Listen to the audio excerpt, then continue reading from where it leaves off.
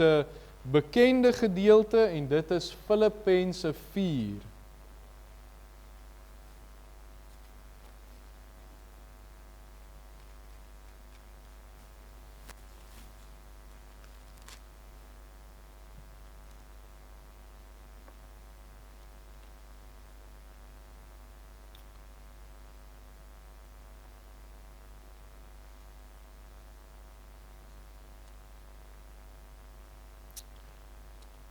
Filippense 4. Nou Filippense plaas die fokus op Christus as die wat 'n mens het, en dan staan hierdie gedeelte ook baie keer bekend as die gedeelte van blydskap. Filippense 1 begin al reeds met blydskap en dan Filippense 4 weet ons word dit ook uitgelig. En dis dan vir ons interessant dat toe Paulus die brief aan die Filippense skryf, het hy dit juis vanuit die tronk gedoen. Hy was nie op 'n goeie plek en goeie omstandighede gewees nie en hy skryf die gedeelte oor blydskap. So kom ons lees dan Filippense 1 van vers 4 en ons gaan die hele Filippense 4 gaan ons saam lees. Daarom, my geliefde broeders, na wie ek ook verlang, my blydskap en kroon, staan so vas in die Here, geliefdes. Ek vermaan Judea en ek vermaan Sintigai om eensgesind te wees in die Here.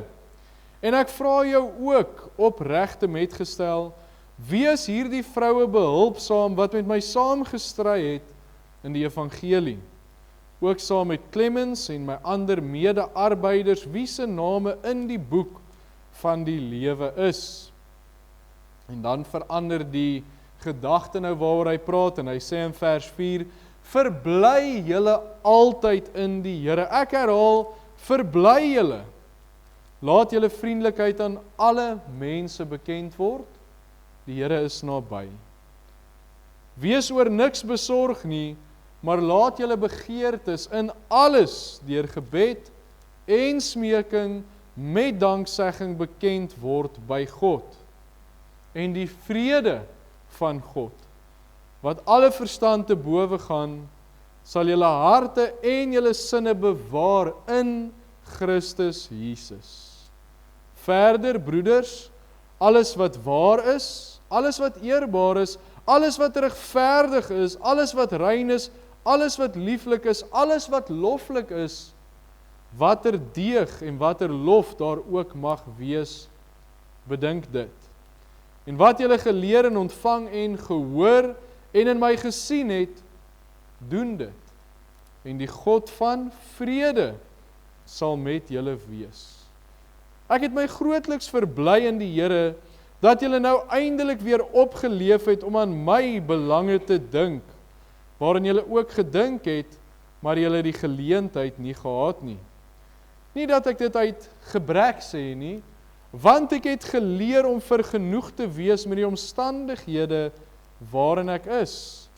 Ek weet om verneder te word, ek weet ook om oorvloed te hê.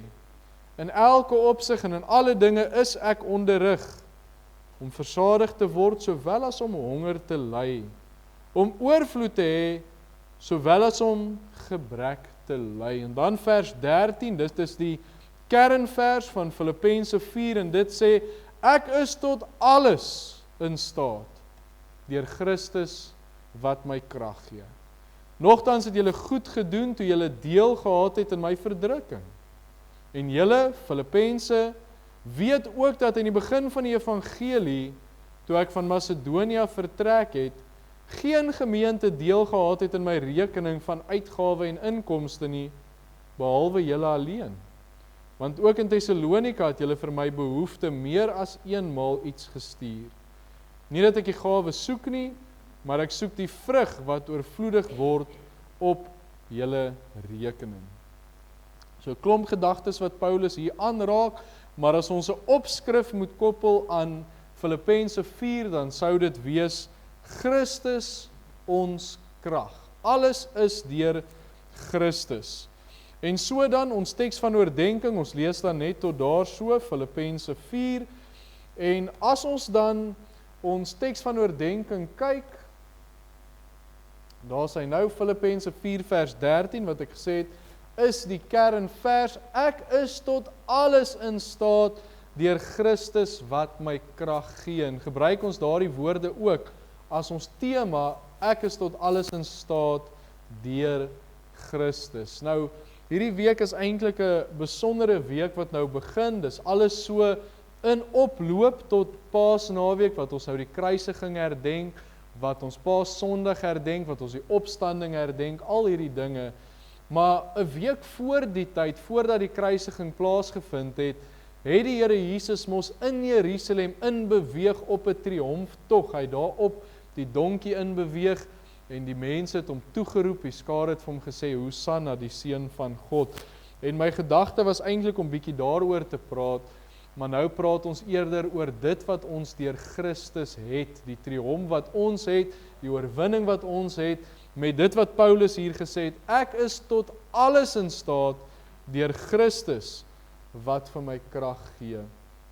As ons na hierdie gedeelte kyk, dan is daar 'n paar bekende verse wat duidelik uitstaan, en ons het in hierdie week met ons bid hier Woensdag, het ons ook oor van die verse gepraat, oor vers 6 en 7 het ons gepraat, maar dan een van die tekste wat uitstaan, wat almal van ons sekerlik ken, is ek is tot alles in staat deur Christus wat my krag gee.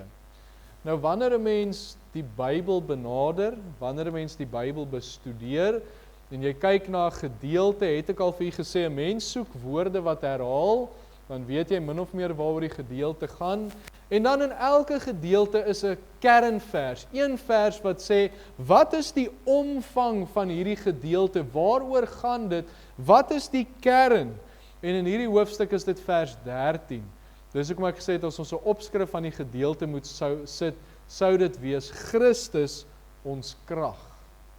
Nou die vers word baie keer uit konteks uitgebruik. Mense gebruik dit om hulle self te bekragtig en te sê ons kan basies enigiets doen wat ons wil doen, want ons is tot dit in staat.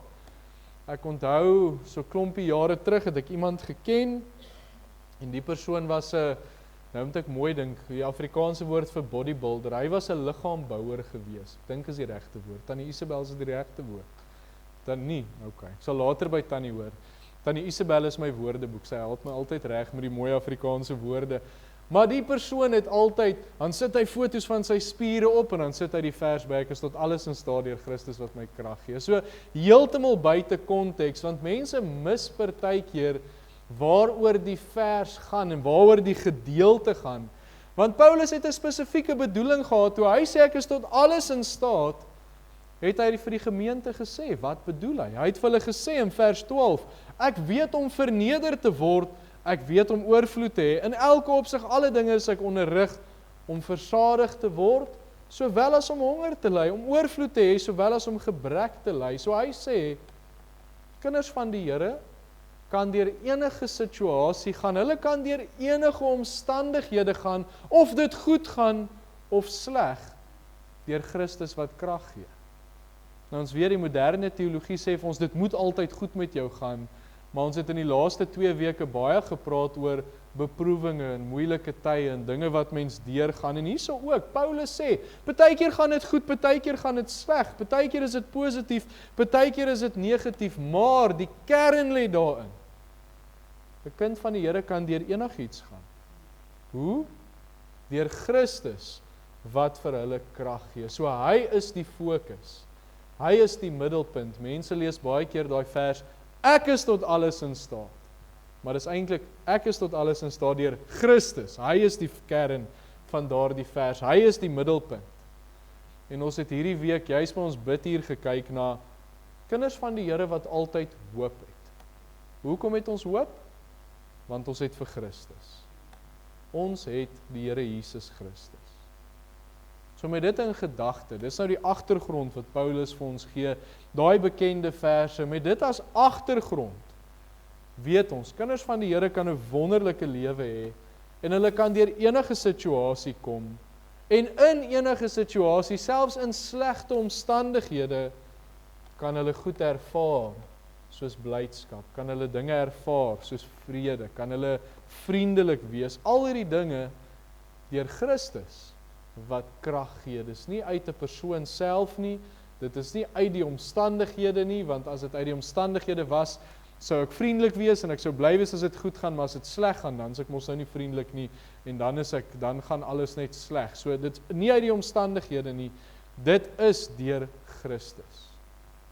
Nou sê Paulus, ek is tot alles in staat deur Christus wat vir my krag gee. Nou as daar een persoon is wat die ervaring het om dit te kon sê, was dit Paulus gewees. Ek weet nie of u al so deur Handelinge en deur die verhaal van Paulus gelees het nie, maar wat alles al met daardie man gebeur het. Hy is al gestenig, hy is letterlik met klippe gegooi en daar vir die dood gelos. Hy was al op 'n sinkende skip gewees waar hulle skipbreek gelei het, waar hy amper verdrink het.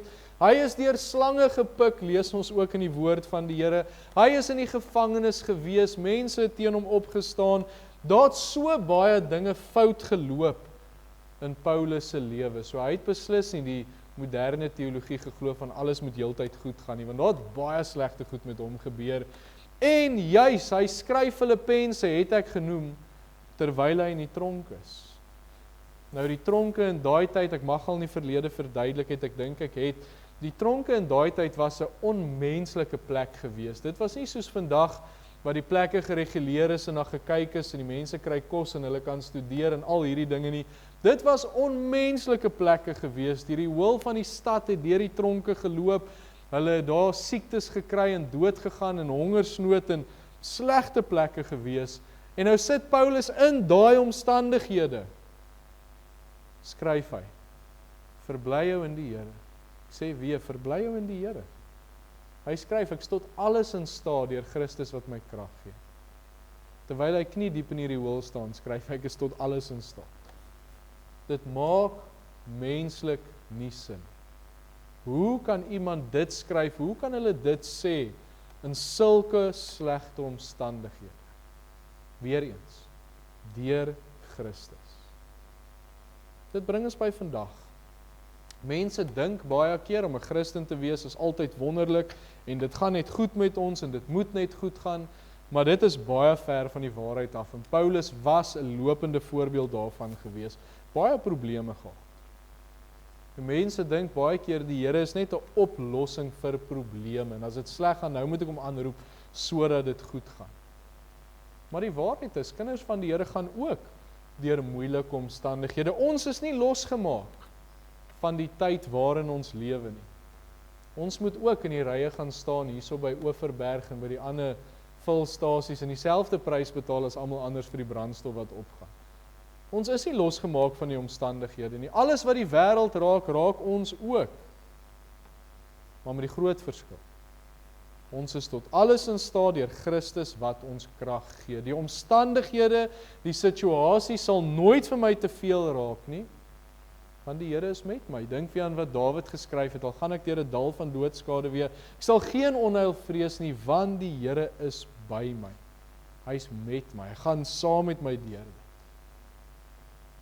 So om dan Paulus se woorde, wat ek seker herhaaldelik vanoggend gaan gebruik, is daarom is ek tot alles in staat. Want hy is met my. Selfs in die dag waarin ons lees, ons het Woensdag aand gepraat oor die omstandighede wat verander, en nou dink mense baie keer, maar in daardie tyd het dit goed gegaan, maar dit het nie goed gegaan nie. Paulus en die Jode en die ander mense in daardie tyd was onder die Romeinse juk gewees, dit het sleg gegaan, daar was baie slegte belastings gewees, wat mense ondergekry het, dit het baie sleg gegaan met die kinders van die Here in daardie tyd. Hulle is uitgestoot uit hulle gemeenskappe uit hulle families uit, hulle is sleg hanteer, hulle het besighede verloor, net omdat hulle kinders van die Here is. Dit het sleg met hulle gegaan. Maar hulle het besef, al wat hulle nodig is Christus. En hy het hulle deurgedra. Dink ons aan nog 'n vers wat Dawid skryf, Psalm 18 vers 30, want met u loop ek 'n bende storm, met my God spring ek oor 'n muur. Dat hy ook maar net sê, ek is tot alles in staat deur Christus. Dis nou net Dawid se manier om dit te sê. Ek kan deur Christus, dinge wat volgens die wêreld onmoontlik is. As ons dink aan negativiteit wat heers vandag, as ons dink aan depressie, mense wat maklik moedeloos word, wat vasgevang raak deur omstandighede. En hulle kort Christus. Wat doen ons in moeilike omstandighede wat die wêreld nie doen nie? Hoekom kan ons hierdie dinge ervaar terwyl die wêreld moeg, moedeloos, depressief raak? Wat kan ons doen? Ons krag by Christus kry. Jesaja 40 vers 31, ons het so rukkie terug het ek daaroor gepreek. Maar die wat op die Here wag, kry nuwe krag. Hulle vaar op met die vleuels soos arende, hulle hardloop en word nie moeg nie, hulle wandel en word nie mat nie. Nou hier staan nie in hierdie vers, maar die wat op die Here wag sal vanuit hulle omstandighede gehaal word nie. Hier staan nie, die wat op die Here wag gaan nie ervaar wat almal anders ervaar nie. Hier staan, sal vir julle nuwe krag gee. Hy gee krag in omstandighede. Daarom gaan ons vanoggend kyk na, waartoe is ons in staat? Wat kan ons ervaar? Wat kan ons doen deur Christus wat ons krag gee? En die heel eerste ding wat die gedeelte baie keer voor raak gesien word is, ons kan blydskap ervaar. Filippense 4 vers 4, verbly julle altyd in die Here, ek herhaal, verbly julle. Nou weer eens, hier staan nie, verbly jou in die goeie tye nie, hier staan verbly jou altyd in die Here. En dan sê hy, ek herhaal, Paulus wil net vasmaak, het seker maak, ek herhaal, verbly julle. Die een ding wat alle kinders van die Here kan ervaar, moet ervaar, is blydskap. En onthou, Paulus se verwysingsraamwerk is enige situasie waarin jy is. Dit maak nie saak of jy in die tronk sit nie, jy kan blydskap ervaar. Slegte omstandighede moenie my blydskap wegneem nie. Want die Christelike lewe en blydskap loop hand aan hand. Dis iets wat reg deur die woord gesien kan word. 1 Tessalonisense 5 vers 16, wees altyd deur bly. Dis ook 'n mooi woord wat hy daar gebruik, altyd deur. Mens kan blydskap ervaar. Menslik klink dit onmoontlik, maar deur die woord kan mens. En dis die eerste plek ook waar ons sien, hoe kan ons dit doen? Hy sê, verbly jou in die Here. Vind jou blydskap in hom. Want dis hy wat daai blydskap vir sy kinders gee. Johannes 15 vers 11, dit het ek vir julle gesê, dat my blydskap in julle kan bly, en julle blydskap volkome kan word. So die Here sê, hy gee sy blydskap vir sy kinders, hulle word volgemaak, dis wat daai Griekse woord volkome beteken, hulle word volgemaak met sy blydskap. Die kind van die Here se taak, en dis waar ons nou Woensdag aand ook meer gepraat het, is oë op die Here. Dis ons taak om ons in hom te verbly. Soek jou blydskap in die Here. 'n Kind van die Here moet na hom toe gaan, en hy sal dit gee. Nou weer eens, daar's vandag baie ongelukkigheid. Dis so erg dat daar letterlike industrie is om mense beter te laat voel, of dit nou sielkundiges of medikasie is, of mense wat alkohol misbruik, al die goeters, net dat mense daai bietjie beter voel. En hoeveel keer kom mense terug en dit werk nie?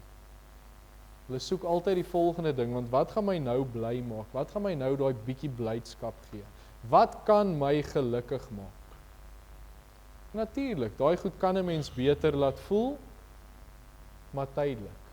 Dis alles tydelik. As die pilletjie nou se goed afgewerk het, dan voel ek maar weer so. As die alkohol weg is en ek nou nugter, dan voel ek maar weer so. Daai tydjie wat ek met iemand praat, voel ek beter, maar as ek huis toe gaan, dan voel ek maar weer so. Niks van dit bring ware verandering. Dis soos om simptome te hanteer, maar ek kom nooit by die kern uit. Mense kan ware blydskap ervaar in enige omstandighede. Nie net tydelik nie, maar blywend. En dis net deur die Here. Die Here bied blywende blydskap. Hy plaas sy blydskap binne in die kind van die Here. Dink weer wat Paulus sê, verbly julle in die Here. So die opdrag aan ons weer, oë op die Here gefestig, vind jou blydskap in die Here, gaan na hom toe, en hy sal blydskap gee, en dan skryf Paulus direk daarna, dit maak nie saak in watter omstandighede jy is nie, want kyk wat het ek deurgegaan, ek ken armoede, ek ken oorvloed, ek ken verdrukking, ek ken goeie tye, maar deur alles, Christus gee krag. En so deur Christus het ons die krag om blydskap te ervaar, in alle omstandighede. Saam met dit, en dis nou eintlik 'n uitvloeisel daarvan, en dan voeg hy so 'n bietjie by, is ons kan vriendelik wees. Filippense 4 vers 5, laat julle vriendelikheid aan alle mense bekend word, so dis 'n opdrag, dit moet gebeur, laat dit gebeur, en dan die rede, hoekom? Die Here is naby. So die gevolg, wanneer ek blydskap ervaar deur die Here, dan word vriendelikheid gesien. Nou die woord lê baie klem op vriendelikheid. Weereens is iets wat mense baie keer oorsien en miskyk, maar die woord lê baie klem daarop. Ons sien dit hierso in Filippense, ons sien dit in Titus 3 vers 2, hy sê vriendelik te wees en aan alle mense sagmoedigheid te bewys. Alle kinders van die Here is veronderstel om vriendelik te wees. Maar weereens, nie uit hulle self nie. Hoekom kan 'n kind van die Here vriendelik wees? Hy gee die rede, hy sê, want die Here is naby. Die feit dat ek sy nabyheid ervaar, maak dat ek 'n ander beeld uitstraal na buite toe. Want as ek sy nabyheid ervaar, dan kan ek vriendelik wees, en Titus kom voeg dan by, dan kan ek sagmoedig wees, en dan kan mense op 'n ander manier aan my laat ervaar. Mense op 'n ander manier aanraak deur daardie vriendelikheid. En hy sê, die Here is by hom, dis hoekom hy dit kan doen. Nou een van die dinge wat vir my opvallend was, nou ek is 'n redelik jonk gewees, en ons het in die hervormde kerk groot geword, en ons het toe oor na die EG kerk toe in Secunda, 'n klompie jare terug, ek was nog in die laerskool gewees toe dit gebeur het, en dinge was vir my anders gewees, want ek ken ons nou kerktradisie, en ek het in die kerk groot geword, en ek ken die swart pakke, en ek ken al die goed, en ek ken kerk toe gaan, en ek ken die muur voor die kerk, waar ek baie pak slaag gekry het, ek mag dalk wel daaroor ook gepraat het. So ek het kerk geken in 'n mate, en toe ek in daai kerk instap as 'n 12-13-jarige, toe besef ek maar iets anders. Nou dit gaan nie oor 'n kerk nie, ek wil dit net by sê, maar toe besef ek hier's iets anders. Die mense is vriendelik, jy stap in, dan groet mense. Ek gewoond was, jy stap in en soek jou plekkie, mense voor jou kyk nie eens om nie, dis waarna ek gewoond was. Nou stap jy in die kerk en mense groet jou, en hulle is vriendelik met jou, en hulle gesels met jou, en na die tyd as jy wil uitglip, dan sê hulle, maar kom drink gou saam ons koffie, dan word die vriendelikheid daar gesien. En dit was vir my anders gewees, en as 'n 12-13-jarige, het ek net gesien, maar hoekom tree hierdie mense anders op, en later besef, dis mense wat se oë op die Here gefestig was, dis mense wat besef het, die Here is naby hulle. Selfs die predikant, waar ek gewoond was aan 'n strak predikant met 'n toga wat daar ver op 'n kansel staan, wat jy nooit naby jou het nie, en hy staan net daar, stap jy uit, en ons het vir Dominee Wimpie raad as 'n predikant gehad, ek weet nie wie ken hom nie, maar hy is die vriendelikheid van self. Nou skielik hierdie predikant, wat van die kansel af klim, en tussen die kinders is, en as jy buite hardloop hy sommer saam, en heeltemal anders gewees. En weer eens, die rede was nie die kerk gewees nie, die rede was, die mense het die Here gehad. Hulle het hom ervaar, hulle het hom naby aan hulle ervaar, en dit is gesien deur hulle optrede. So wanneer ons so naby aan die Here leef, en sy nabyheid ervaar, dan leef ons ook iets anders uit. En ja, ons is nie altyd dieselfde nie, ja, ons maak foute, ja, ons gemoed gaan ook baie keer deur 'n op en 'n af, maar die Here se nabyheid verander nooit nie. Hy is altyd naby. So ons fokus moet wees op die Here wat met my is, en saam met dit kan ons daai vriendelikheid ervaar. En weet, hy dra ons deur. Hy is met my, en hy gee altyd oplossings, hy gee altyd hoop, hy is altyd met my, daarom kan ek vriendelik wees. Dit maak nie saak wat die situasie is nie, die Here gee ons krag om vriendelik te wees. En dan die volgende, hierdie goed skakel eintlik so in mekaar in, maar die volgende, en ek dink dit help ook dat 'n mens by vriendelikheid kan uitkom, is, ek kan vry van besorgdheid wees. Dit klink in vandag se lewe heeltemal onmoontlik. Hoe kan ek vry van besorgdheid wees? Maar kom ek sê vir julle, wat sê die woord vir ons? Filippense 4 vers 6, wees oor niks besorg nie, maar laat julle begeertes in alles deur gebed en smeking met danksegging bekend word by God. So hierdie vers sê vir ons, kinders van die Here het 'n voorreg, 'n groot voorreg, dat hulle nie hoef besorg te wees nie. En hy sê dit, wees oor niks besorg nie. Weereens, dit klink menslik onmoontlik, maar dit is moontlik, want die woord sê dit vir ons. En hy sê dit op verskeie plekke. Hy sê dit hier, hy sê dit in Matteus 6, met die voëls en die lelies en die goed, en sê, kwel jou nie oor môre nie. Hy sê dit in 1 Petrus 5 vers 7 klomp plekke, mens hoef nie bekommerd te wees nie. Hoekom nie? Deur die krag en die instaatstelling van die Here. Want wat sê hy hierso? Wees nie besorg nie, maar laat julle begeertes en alles deur gebed en smeking met danksegging bekend word by God. So hierdie vers kom plaas hierdie goed vir ons op 'n skaal. Hy sê vir ons aan die een kant het jy besorgdheid en aan die ander kant het jy gebed. So hoe meer besorgd ek is, hoe minder ek bid, hoe meer besorgd is ek, hoe meer stres ek, hoe meer worries het ek. Maar hoe meer ek bid, hoe minder raak al hierdie goed. So hy kom plaas dit vir ons op 'n skaal. Hy sê wees nie besorg nie, hierdie moet eintlik niks weeg nie, want julle moet dit in gebed na die Here toe vat. So dis hoe hy dit vir ons kom. Ek dink ek het nou die skale verkeerd om gewys, maar u verstaan die gedagte. Hoe meer ek bid, hoe minder besorgdheid is daar. En ek het juis Vrydag met ons manne byeenkoms ook oor hierdie weegskaal gepraat. Hoe meer ek bid, hoe minder bekommerd is ek. So 'n kind van die Here kan vry van besorgdheid, vry van bekommernis wees. Maar die enigste manier wat ons dit kan doen, is deur Christus. Want besorgdheid en bekommernis het deel geword van ons alledaagse lewe. Die dokters praat ons oor onderliggende stres. Dis heeltyd deel van ons. Dis hier in jou agterkop en al dink jy nie aktief daaraan nie, dis die heeltyd daar. Want nou sê die Bybel vir ons, moenie bekommerd wees nie. 1 Petrus 5 vers 7, werp julle bekommernis op hom, want hy sorg vir julle. Dus soos 'n kind wat bekommerd is en as sy pa en sy ma toe kom en sê, maar wat gaan ons met dit doen? En hulle sê, moenie bekommerd wees nie, ek sal help. Pa, my fiets se wiele is pap, wat gaan ek nou doen? Moenie bekommerd wees nie, ons maak hom gou reg. So dis dieselfde gedagte. Vat dit na die Here toe, want hy sorg. Hy gee vrede. Hy gee blydskap. Hy gee al hierdie dinge wat ons nou reeds oor gepraat het. Maar ek moet daai bekommernis na hom toe vat. Dink weer aan die weegskaal. Hoe meer ek bid, hoe minder bekommernisse is daar. En met die gedagte, hy sorg vir julle. Hy sorg vir julle. Ons moet net daaroor bid. Die Here is daar vir 'n mens. Hy sal die oplossing gee, hy sal die uitkoms gee. Nee, hy is die almagtige God wat enige iets kan doen. Maar wat ek moet doen, is dit na hom toe vat en dan moet ek dit nie weer gaan haal nie. Ek dink ons mag al daaroor ook gepraat het, maar baie mense vat hulle bekommernisse na die Here toe, maar as hulle daarvan hulle knie af opstaan, dan dra hulle maar weer die bekommernisse saam met hulle. Ons moet dit daar los, ons moet die Here vertrou, sê Here, ek los dit in u hande. Daai woord werp jou bekommernis op my, die Griekse woord sê, ek gaan dit nou maar in Engels verduidelik, cast upon the Lord, gooi dit vir hom, gee dit oor. Moet dit nie terughou nie, moet nie wegloop met dit nie.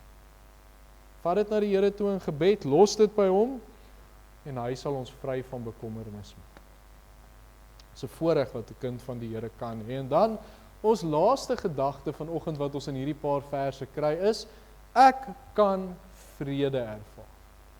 Filippense 4 vers 7, en die vrede van God, wat alle verstand te bowe gaan. Hoeveel keer het ek nie al vanoggend gesê, dit klink onmoontlik, of dit kan nie wees, of wat alle menslike verstand te bowe gaan, sal julle harte en sinne bewaar in Christus Jesus. So dit bring dit terug na die Here Jesus toe. 'n kind van die Here kan vrede ervaar, dit maak nie saak wat die situasie is nie. Ek kan my blydskap in die Here vind, ek kan vriendelik wees, ek kan my bekommernis na hom toe vat, en hy gee vir my vrede, wat alle verstand te bowe gaan. En weer eens, in enige situasie waarin ons is, al gebeur wat, al is daar storms wat rondom ons woed, al is daar dinge wat gebeur, al gaan die petrolprys op en die misdaad raak meer en al die dinge gebeur, nog steeds kan die Here vir my vrede gee. So bly die petrolpryse gaan op en gee dit vir ons iets om oor te preek. En ons baie daaroor praat. Maar hierdie goed gebeur, maar ek kan nog steeds vrede en kalmte ervaar Al kan ek nie noodwendig verduidelik hoe en hoekom nie, want mense stres en hardloop rond en weet nie wat om te doen nie. En ek kan vrede ervaar deur die Here.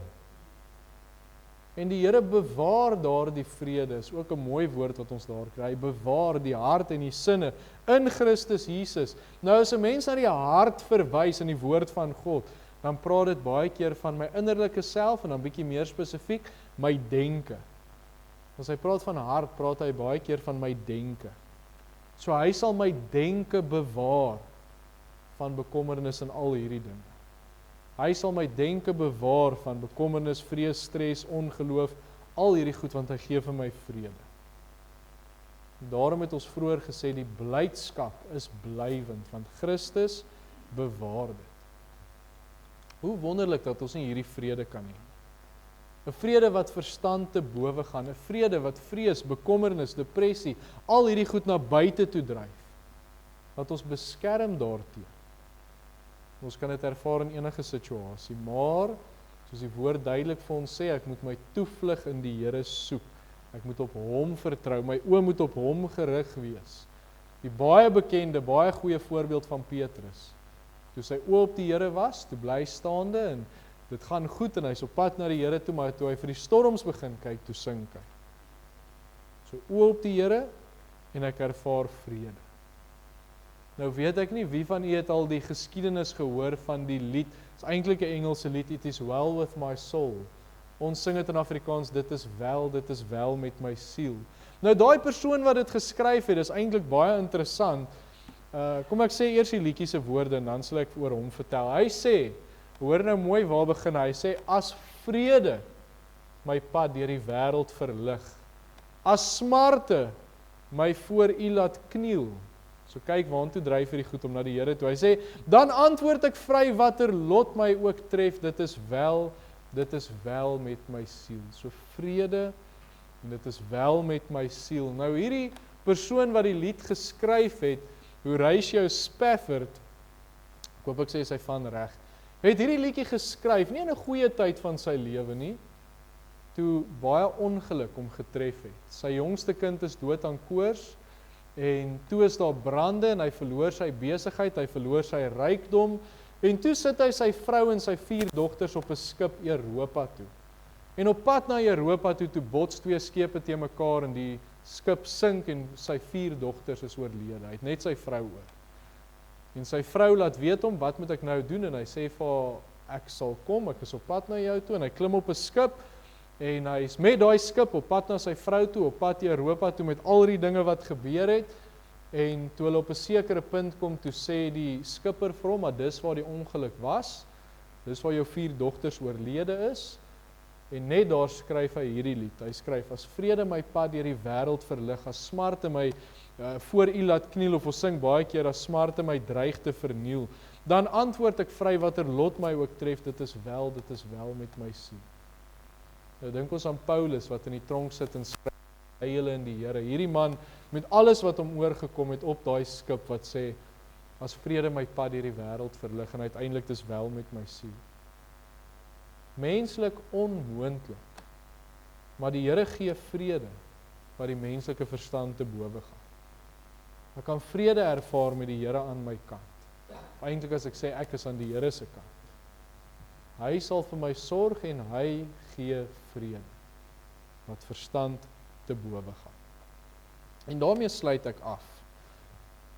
Paulus kom gee die agtergrond van hierdie gedeelte en hy sê dit gaan oor die feit dat jy tot alles in staat is deur Christus wat krag gee. En so leer hy vir ons dat 'n mens tot blydskap in staat is, jy kan dit ervaar. Hy sê vir ons jy kan vriendelik wees, jy kan vry van bekommernis wees en jy kan vrede ervaar ten spyte van omstandighede. Maar deur Christus. Hy is die kern. Hy is die een waarop 'n mens se oë gerig moet wees. En as kinders van die Here, is dit eintlik 'n baie groot voorreg om al hierdie goed te kan ervaar en deel van ons te hê. En daarom kan ons vir die Here dankie sê. Dankie dat ek tot alles in staat is deur U. Dankie dat U vir my die krag gee. Paulus skryf in Efesiërs 6 vers 10, eindelik my broeders word kragtig in die Here en in die krag van sy sterkte. My fokus moet op hom wees. Dink weer aan Jesaja, maar die wat op die Here wag, kry nuwe krag. Ons kan alles ervaar deur hom. En daarom moet ons oë op hom gerig wees. Dit maak nie saak wat die omstandighede rondom ons doen en hoe dit verander nie. Al was al beter tye gewees en al was al slegter tye gewees, maar kinders van die Here maak altyd staat op hulle God. Hulle maak altyd staat op die Here Jesus Christus, want hy gee krag. Amen. Kom ons buig die hoofde en dan sê ons net vir die Here dankie. Wonderlike Here, ons maak U naam groot in hierdie oggend. Here, as ons maar net dink wat in die wêreld besig is om te heers, die onsekerheid, die vrees, die bekommernis, en dan kom U na ons toe deur die woord en U sê vir ons, ons hoef nie hierdie dinge te ervaar nie, ten spyte van die omstandighede. Kan ons blydskap ervaar deur U? Kan ons vriendelik wees, want U is altyd met ons, U is naby aan ons. Hoef ons nie bekommerd te wees nie, want ons kan dit na U toe vat in gebed. En op die einde van die dag, Here, gee U vir ons vrede. Kan ons nie anders as om net vir U te kom dankie sê. Help vir ons, Here, om ons oë op U te rig. Help vir ons om ons gedagtes te orden, soos hier waar ons ook gelees het, alles wat lieflik en loflik en eerbaar is, bedink dit, om ons gedagtes te orden, Here, om op U goedheid gefokus te wees, en nie op die slegte omstandighede.